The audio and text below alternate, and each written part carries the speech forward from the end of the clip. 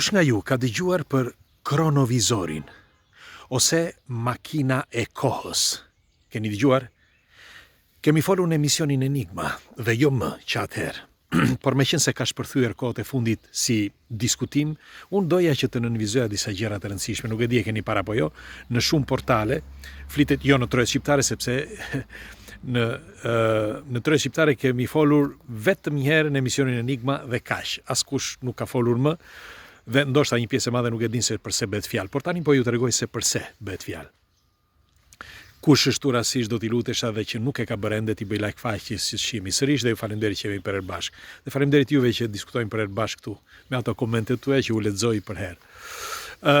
Kronovizori ose më mirë makina që sheh, sepse kështu quhet, tani kohët e fundit është bërë një objekt bisede sepse mendohet që ka disa të vërteta. Megjithatë, unë po përsëris ato që kemi thënë në emisionin Enigma, dikush nga ju ndoshta e ka parë, por dua të nënvizoj edhe disa gjëra të rëndësishme që kështu me zë dalin edhe më mirë.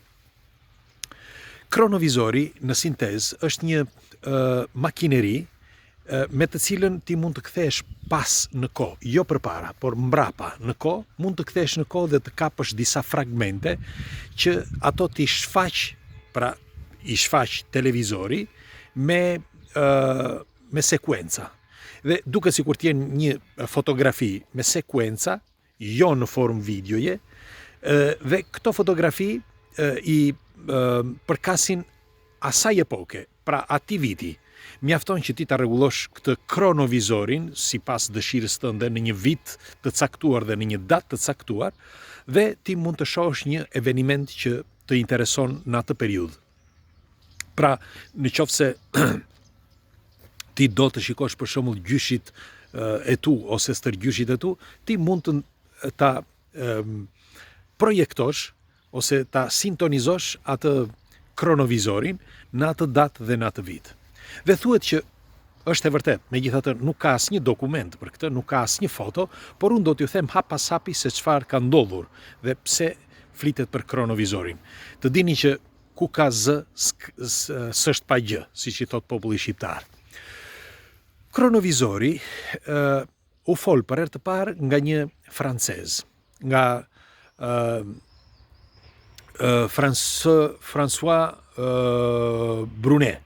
Dhe François Brunet, që ishte jo vetëm një studiues, por edhe një gazetar, ai ishte i bindur dhe e tha publikisht që kronovizori ekziston. Dhe tha që gjendet në Vatikan, sepse është dhënë urdhër në Vatikan që të krijojë një kronovizor dhe e kanë ndërtuar këtë makineri. Tani çfarë ndodhi? Sepse makineria tregohet që u formua pas vitit 60. Tani e bukura e kësaj historie është që ai që ndërtoi, si thuhet, kryesori që ishte aty që ndërtoi kronovizorin, ishte një prift, Ernesto. Ernesti ishte i apasionuar në fizikën kuantike, por ishte dhe mjaft i zoti, të paktën kështu thuhet. Dhe tregohet që ju dha urdhër për të lidhur disa informacione që kishin dhe të mund të krijonin një makineri që mund të kapte disa fragmente sepse u interesonte dikujt. Dhe urdhri, sipas gjasave, është dhënë nga Vatikani. Tani, në ato vite, pra kur François dha lajmin dhe nxorën për gazeta, askush nuk e dinte në Itali. Dhe çuditërisht, një gazet kërkoi të gjente njeriun që e kishte ndërtuar, këtë Ernestin, Padre Ernesto, që thuash.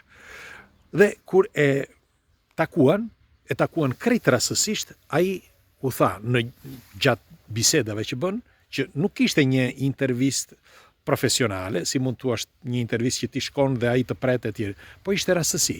Megjithatë ai la dëshminë e tij dhe tha kronovizori ekziston, edhe dha disa fakte që kishin ndodhur. Pra disa fakte që në histori nuk gjenden.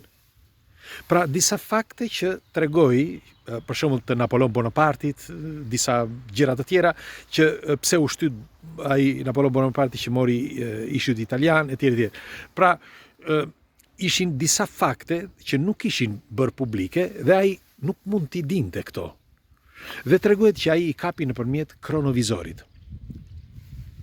Ai tha gjithashtu që u ndihmua nga Warren von Braun. Warren von Braun, për ju që duhet ta dini, ishte drejtori I NASA-s. Duhet të dini që von Braun ishte gjerman dhe është vendosur me urdhër të dikujt që të ishte ai drejtori I NASA-s. NASA u krijua pas viteve 50 dhe ky ishte drejtori. Dhe çuditërisht, edhe pse dikush mendon që jo, kjo mund të jetë një marrëzi sepse nuk mund të vinte von Braun të merrte pjesë në këtë, ka diçka të çuditshme. U kuptua, se studiues të tjerë që kanë parë, u mor vesh që von Braun, pikërisht në ato vite, pra rreth viteve 70, ai edhe rreth atyre viteve, fundi I viteve 60 dhe fillimi 70, ai ka qenë vërtet në Rom disa herë.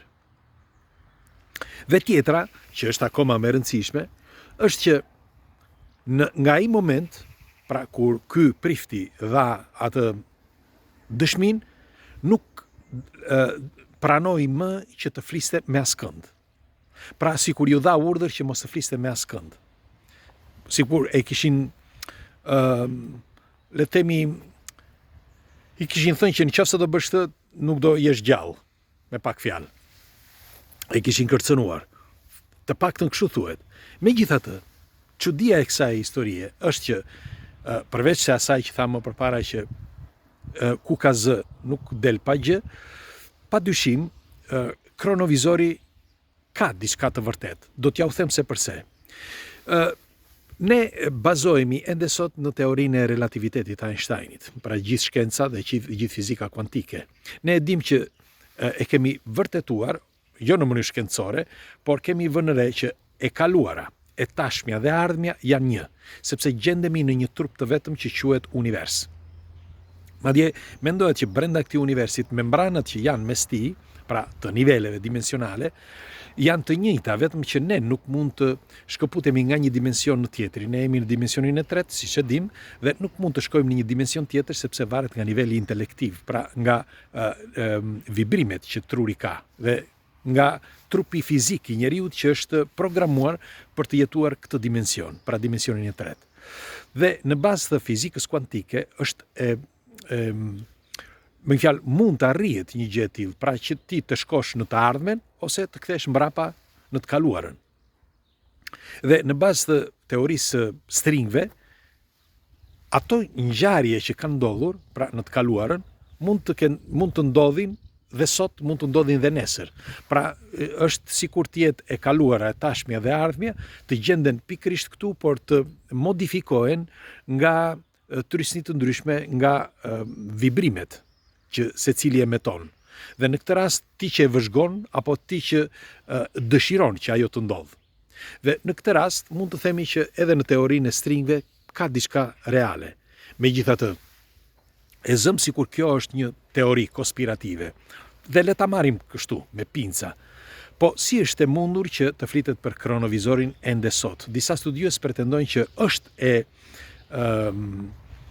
me fjalë është e arritshme, mund të arrihet një gjë e tillë, pra që ti të futesh në një kohë tjetër me anë të një sistemi kompleks, nuk diskutohet, si një makinë kohe. Pra në vend që ne të kthehemi mbrapa në kohë, në vend që të shkojmë përpara në kohë, pra në të ardhmen, ne mund të kthehemi mbrapa në kohë dhe të gjejmë edhe të arrijmë të shkojmë në disa momente, por thuhet që pa e modifikuar, veç se ti shkon në atë moment për të kuptuar se çfarë ka ndodhur. Kaq. Me fjalë, kjo është në sintezë e vërteta e kronovizorit. Megjithatë, unë nuk e di, nëse ju e mbani mend emisionin Enigma, aty them disa gjëra tepër të rëndësishme në bazë të fizikës kuantike etj dhe disa të dhëna shumë të rëndësishme, por unë dua të analizoj diçka. Kur shkova në Vatikan, që fola me njerëz dhe gjeni videon, nuk më lanë që të regjistroja brenda, por fola me disa, edhe me drejtorin e bibliotekës që ishte aty, dhe me anë të shokëve dhe miqve që ishte, dhe ç'është e vërteta, pyetjen e parë që i bëra për kronovizorin, sepse ishja i treti që kërkoja një gjë të tillë, sepse për kronovizorin është folur në programin Voyager nga Giacobbo dhe tek Rai dhe Mister, që është Mistero tek Italia 1 që ishte dikur. Pra, këto të dyja kishin kërkuar që të flisnin për kronovizorin dhe nuk i dhan asnjë të dhënë këta, dhe unë isha i treti njeri që flisja për kronovizorin. Kështu që vura re që ishte diçka vërtet e madhe. Me fjalë, kur futesh aty brenda kupton që ka diçka vërtet gjigande. Megjithatë, ne nuk e dim, sepse nuk ka asnjë provë, por sidoqoftë doja t'ju flisja për kronovizorin dhe të analizoja këto gjëra të rëndësishme që askush nuk i thot në përrjet, sepse vetëm përcjellin informacione të njëri dhe tjetrit duke kopjuar njëri tjetrin. Por kjo është ajo që unë pash, zbulova, kërkova dhe studiova. Kalofsh një ditë bukur.